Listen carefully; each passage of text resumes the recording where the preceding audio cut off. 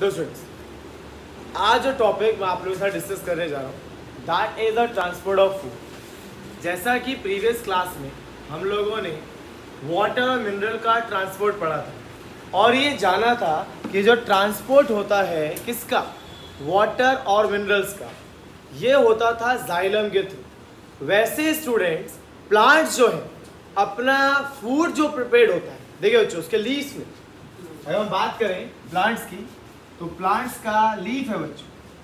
अब इसके लीफ में फूड बनता है, लेकिन ये फूड सिर्फ पत्ता थोड़ा रखेगा, ये बाकी पार्ट्स को भी देगा, ये बाकी पार्ट्स को भी इसकी नीड है। सिर्फ एक जगह थोड़ी ना फूड रह जाएगा। लीफ ने फूड मैन्युफैक्चर किया, मैन्युफैक्चर करता है ग्लूकोज की फॉर्म में, वो ग्लूकोज रहता है लीफ में स्टार्च की फॉर्म में। बहुत सारे ग्लूकोज जब इकट्ठा हो जाता है इसको क्या बोलते हैं, स्टार्च बोलते हैं।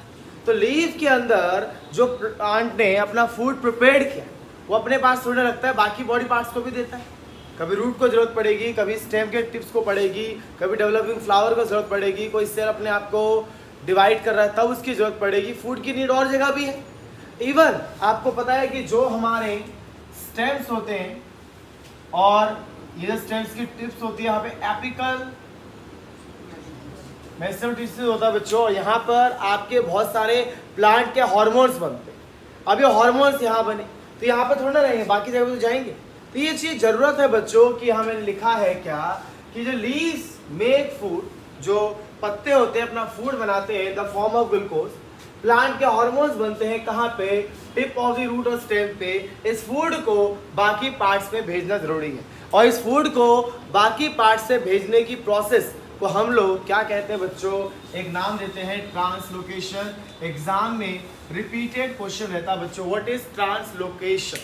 ट्रांसलोकेशन मतलब मूवमेंट ऑफ फूड। जो लीफ ने खाना बनाया वो एक जगह से दूसरी जगह जिस भी पास से जाता है, जैसे भी जाता है, उसको कहा जाता है ट्रांसलोकेशन। क्या कहते हैं, ट्रांसलोकेशन। और इसमें उसकी हेल्प कौन करता है बच्चों, फ्लोएम। कौन करता है, फ्लोएम। मतलब लीफ ने जो खाना बनाया, रूट और स्टेम के टिप्स ने जो हार्मोन्स बनाए, वो एक जगह नहीं रहता है, इसको हमें बाकी जगह भी ट्रांसफर करना पड़ता है। इसमें हेल्प कौन करता है, फ्लोएम। लेकिन स्पेशली फूड का ट्रांसपोर्ट लीफ से बाकी पार्ट्स में क्या कहलाता है बच्चों, ट्रांसलोकेशन कहलाता है। क्या कहलाता है, ट्रांसलोकेशन।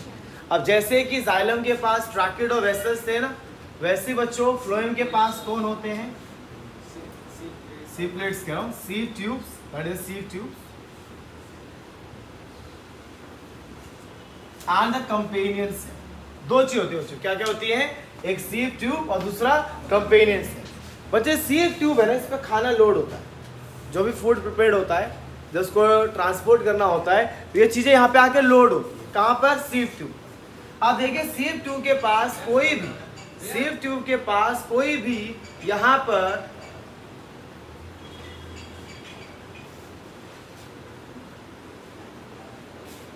सीव ट्यूब के पास कोई भी बच्चों न्यूक्लियस नहीं। जिसके पास न्यूक्लियस नहीं है तो उसका सारा का सारा कंट्रोल कौन करेगा, ये सेल है। सेल को तो कंट्रोल करने के लिए उसके पास क्या होता है, न्यूक्लियस होता है। लेकिन सीव ट्यूब के पास कोई न्यूक्लियस अवेलेबल नहीं, इसलिए सीव ट्यूब का सारा कंट्रोल का काम कौन संभालता है, कंपेनियन सेल। क्योंकि आप देख सकते हैं कंपेनियन सेल के सेंटर में क्या है, न्यूक्लियस। और ये न्यूक्लियस क्या करता है, इसके अंदर जो भी लोडिंग अनलोडिंग होता है फूड का, उन सब चीज़ों को बच्चों कंट्रोल करता है। क्या करता है, कंट्रोल करता है। तो हमने क्या सीखा, लीफ पे जो लीफ पे फूड बना वो एक जगह से दूसरी जगह जाना ही ट्रांसपोर्टेशन कहलाएगा। लेकिन इस ट्रांसपोर्टेशन में हेल्प कौन कराएगा, फ्लोएम अकेले होता ये काम नहीं करेगा बच्चों, इसमें इसकी हेल्प कौन करेगा, सीव ट्यूब्स और कंपेनियन सेल। सीव ट्यूब्स में क्या होता है, फूड लोड होता है, यहाँ पे फूड आके लोड होता है। इसके इस अपर प्लेट्स के थ्रू यहाँ पे आप देख सकते हैं क्रॉस वॉल्स हैं, जिसको हम क्या बोलते हैं, सीव प्लेट्स।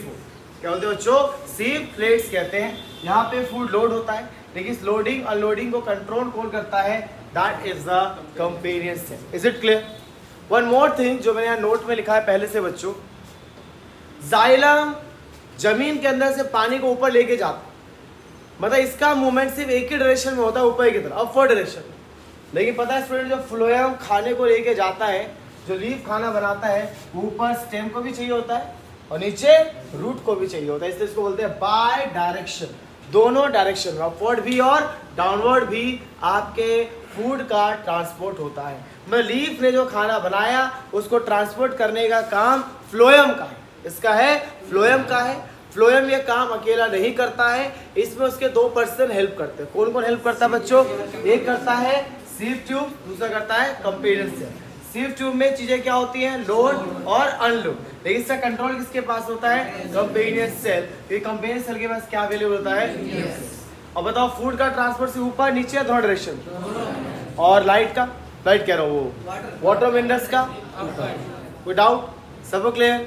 तो चलिए बच्चों आगे बढ़ते हैं, यहाँ तक आप सभी बच्चे नोट डाउन करो। तो देखो इसके मैकेनिज्म पे ध्यान दो, किस तरीके से एक्चुअली में ये फूड ट्रांसपोर्ट होता है। बड़ा सिंपल सा फिनोमेना स्टूडेंट्स। सबसे पहले आपको जैसे बताया गया कि जो लीफ जो शुगर बनाता है, शुगर मतलब स्टार्च, स्टार्च मतलब ग्लूकोज, बहुत सारे ग्लूकोज से इकट्ठा होना। जो लीफ ग्लूकोज बनाता है सबसे पहले उसको लोड करता है, किसमें? सीव ट्यूब्स में। आपको बताया गया था कि सीव ट्यूब्स में फूड क्या होता है? लोड होता है। भाई लोडिंग अनलोडिंग का काम का कंट्रोल किसके हाथ में होता है? कंपेनियन सेल के हाथ में। तो जो सीव ट्यूब्स में लोड होता है, लेकिन अपने आप नहीं, by utilisation of energy. Paper पूछ सकता है कि जो ट्रांसलोकेशन होता है क्या उसमें एटीपी का खर्च होता है? यस। जब फूड ट्रांसपोर्ट होता है तो वहां पर एनर्जी खर्च होता है। तो देखो स्टूडेंट्स, लीफ में जो भी स्टार्च बना उसने एटीपी को यूटिलाइज किया, और एटीपी को यूटिलाइज करके वो सारा फूड कहाँ चला गया? सीव ट्यूब में। सीव ट्यूब में जब वो लोड होता है तो आसपास का पानी भी वहां चला जाता है। किस थ्रू? प्रोसेस के थ्रू, ऑस्मोसिस के थ्रू। अब एक बात बताओ, एक पर्टिकुलर मान लो टैंक था, आपके छत पे टैंक रखा हुआ है, उसके तरफ पानी भरते जा रहे हो, भरते जा रहे हो, भरते जा रहे हो, भरते जा रहे हो, टंकी का प्रेशर क्या हो जाएगा? बहुत ज्यादा। वैसे यहाँ हो जाता है बच्चों, प्रेशर सीव ट्यूब्स का बहुत ज्यादा हो जाता है। उसके बाद आपके घरों में जहां कहीं भी टोटी होती है, टैप होते, खोलते हो तो पानी अपने आप नीचे आता है कि नहीं आता है? क्यों? क्योंकि टंकी में प्रेशर क्या था? हाई, टैप में क्या है? कम। हाई प्रेशर लो प्रेशर अपने आप वो ट्रांसपोर्ट हो रहा है कि नहीं हो रहा है? आपके फर्स्ट फ्लोर में पानी आ जाएगा, सेकेंड फ्लोर में भी आ जाएगा, ग्राउंड फ्लोर में भी आ जाएगा, वॉशरूम में भी आ जाएगा, वॉशिंग मशीन की तरफ भी चला जाएगा, हर जगह पानी पहुंच जाएगा। क्यों? क्योंकि टैंक में इतना पानी है कि वहां प्रेशर बहुत ज्यादा है। जब बच्चों बताओ डैम्स वगैरह होते हैं, डैम्स और बाढ़ वगैरह आते हैं, पानी का प्रेशर इतना ज्यादा हो जाता है कि वो डैम्स तोड़ के आ जाता है, कई बार होता है ऐसा। वैसे बच्चों की जो सीव ट्यूब्स है, सबसे पहले यहाँ पर फूड को ट्रांसपोर्ट कर दिया जाता है। जो फूड है, जो ग्लूकोज बना है लीव्स के अंदर, उसको एनर्जी खर्च करके वहां लोड कर देते हैं। इस साथ साथ पानी भी लोड हो जाता है। अब पानी वहां लोड हुआ हाई प्रेशर में, तो अपने आप ही वो सारा फूड कहाँ चला जाएगा? जहां भी क्या होगा? Low pressure, low pressure, low pressure, low pressure. पता है सर्दियों के टाइम में ना रूट जो होता है, रूट भी कई बार फूड बनाता है और वो अपने आप ऊपर चढ़ जाता है। पता है बिकॉज ऑफ वॉट? वहाँ प्रेशर क्या हो जाता है? ज़्यादा। ऊपर क्या होता है? कम। तो अपने आप ही लोड हो जाता है। तो इसलिए ध्यान रखना, एग्जाम में अगर आता है आप क्या लिखोगे? सबसे पहले कि जो भी शुगर लीव्स में बनाया उसको सीव ट्यूब्स में लोड किया जाता है by utilising the energy. At the same time water also enter in the sieve tubes by the process of osmosis, due to which the pressure inside the sieve tubes is increases, and now all the food along with water move all the parts where the pressure is very less. Is it clear? सारा glucose load हुआ, पानी भी load हुआ, pressure बढ़ा, इतना pressure बढ़ा कि जहां जहां प्रेशर कम था वह अपने आप ही चला। Is it clear? That is how the flow of food will be takes place in the plant. Is it clear students? अब देखो स्टूडेंट्स, प्लांट के ट्रांसपोर्ट के बाद आज थोड़ा सा इंट्रोडक्शन हो जाए ह्यूमन के अंदर जो ट्रांसपोर्ट होता है। जो ह्यूमन का सर्कुलेटरी सिस्टम होता है, मैं छोटा सा यहाँ पर एक डायग्राम बनाया हुआ है, इसमें आपको समझाने की कोशिश कर रहा हूँ कि किसी भी सर्कुलेटरी सिस्टम में आपको 3 चीज़ की जरूरत पड़ती है। आपके घरों में भी अगर पानी सर्कुलेट होता ही है कि नहीं? ग्राउंड से पानी छत पे, छत से फिर आप ग्राउंड पे गई, फर्स्ट फ्लोर गए, सेकेंड फ्लोर पे, जगह जगह पानी को ट्रांसपोर्ट आप करते। वहाँ 3 चीज़ों की ज़रूरत आपको बहुत ज़्यादा पड़ती है बच्चों। सबसे पहले ज़रूरत पड़ती है आप लोगों को, वो है पंप की। क्या विदाउट एनी मोटर क्या पानी को टंकी तक पहुंचा दोगे? नहीं। दूसरा आपको जरूरत पड़ती है पाइप्स की, जिन पाइप्स के थ्रू पानी फ्लो होगा। और तीसरा पानी की, बिना पानी के तो काम ही नहीं बनेगा। पहले तो लिक्विड होना चाहिए, लिक्विड जिससे फ्लो होगा वो पाइप्स होनी चाहिए, और जो उसको फ्लो करवाएगा इधर वो पंप होना चाहिए, है कि नहीं? आपके लिए घरों में कूलर लगा रहता है, कूलर में क्या होता है? पंपिंग ऑर्गन होता है, पानी होता है और वो सर्कुलेट कर रहा होता है चारों तरफ कूलर के, जिससे आपको ठंडी हवा मिलती है, तो वहाँ भी सर्कुलेशन चल रहा है। वैसे ही बच्चों ह्यूमन की बॉडी में भी सर्कुलेशन चलता है, जिसके लिए भगवान ने हमें ह्यूमन हार्ट दिया है, पंपिंग ऑर्गन। उसके अंदर फ्लूइड फ्लो करता है, दो तरीके का फ्लूइड होता है बच्चों। पंपिंग पार्ट ह्यूमन का क्या हो गया? लिक्विड दो तरीके का फ्लो होता है हमारी बॉडी में, लिम्फ एंड ब्लड। और जो ट्यूब्स है हमारी बॉडी में 3 तरीके की, कैपिलरीज, वेन्स एंड आर्टरीज। मतलब जिस तरीके से एक नॉर्मल सर्कुलेशन में हम लोग देखते हैं कि एक पंप करने वाली चीज होनी चाहिए, एक पाइप होनी चाहिए और एक लिक्विड जिसके अंदर फ्लो होना चाहिए, वैसे ही बच्चों हमारी बॉडी के अंदर भी ये चीजें अवेलेबल है।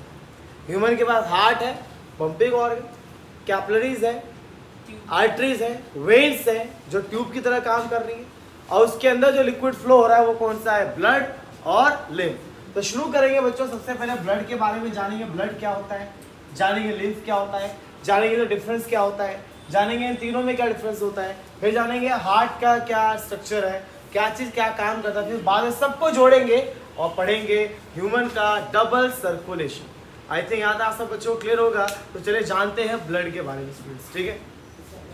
तो देखिए बच्चों, सबसे पहला फ्लूइड जो हमारी बॉडी में फ्लो होता है उसके बारे में हम डिस्कस करने जा रहे हैं, that is a blood. Blood एक रेड कलर का लिक्विड होता है जो हमारी पूरी बॉडी में सर्कुलेट होता है, पूरी बॉडी में, और ये रेड होता है because of presence of a red pigment, जो सबने पढ़ा होगा, हीमोग्लोबिन।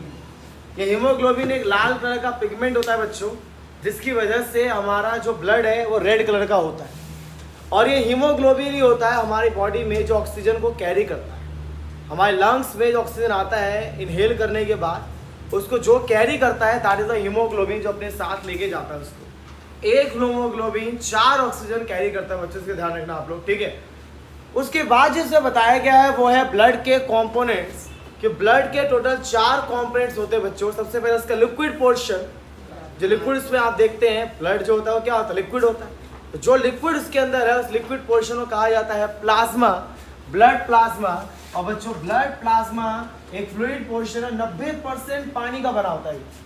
बाकी जो 10% है उसके अंदर डिसॉल्व ऑक्सीजन है, शायद डिसॉल्व उसके अंदर फूड है, शायद उसके अंदर कोई आपका प्रोटीन है या कोई सॉल्ट है, बाकी सब चीज़ें उसके अंदर डिसॉल्व रहती है। लेकिन 90% उसके अंदर क्या होता है बच्चों? पानी अवेलेबल होता है। क्या क्लियर? उसके बाद देखिए स्टूडेंट, अगला है आरबीसी, रेड ब्लड सेल्स।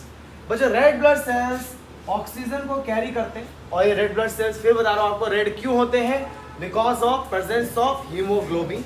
और ये न्यूक्लियस कैरी नहीं करते बच्चों। जो आरबीसीज होते हैं, रेड ब्लड सेल्स होते हैं, उनके अंदर कोई न्यूक्लियस नहीं होता बच्चों। न्यूक्लियस ना होने की वजह से ये आरबीसी 4 महीने से ज़्यादा जिंदा नहीं रह पाते। 4 मंथ के बाद ये सेल अपने आप ही डैमेज हो जाते हैं। तो क्वेश्चन राइज होता है कि हमारी बॉडी में आरबीसी कम पड़ जाते हैं? नहीं बच्चों, जितनी स्पीड से ये डैमेज होते हैं उससे 2 गुनी, 3 गुनी, 4 गुनी की स्पीड से ये हमारी बॉडी में मैन्युफैक्चर्स होते हैं। यही वजह है कि अगर आप किसी पर्सन की लाइफ को सेव करने के लिए अपना ब्लड डोनेट भी कर देते हो तो हफ्ते 2 हफ्ते के अंदर आपकी बॉडी के अंदर रेड ब्लड सेल्स वापस उतने ही हो जाते हैं। क्योंकि रेड ब्लड सेल्स 4 मंथ तक जिंदा रहते हैं, ठीक है, उसकी लाइफ 4 मंथ तक रहती है, लेकिन उसके 4 महीने में वो एक जो आरबीसी मरेगा तो उसे 4 गुना बन भी जाएगा बच्चों, इसका ध्यान रखिएगा आप लोग। उसके होते हैं आपके व्हाइट ब्लड सेल्स, क्योंकि इसके पास हीमोग्लोबिन नहीं है इसलिए व्हाइट कलर का होता है। और ये क्या करते हैं बच्चों? Fight against the infection.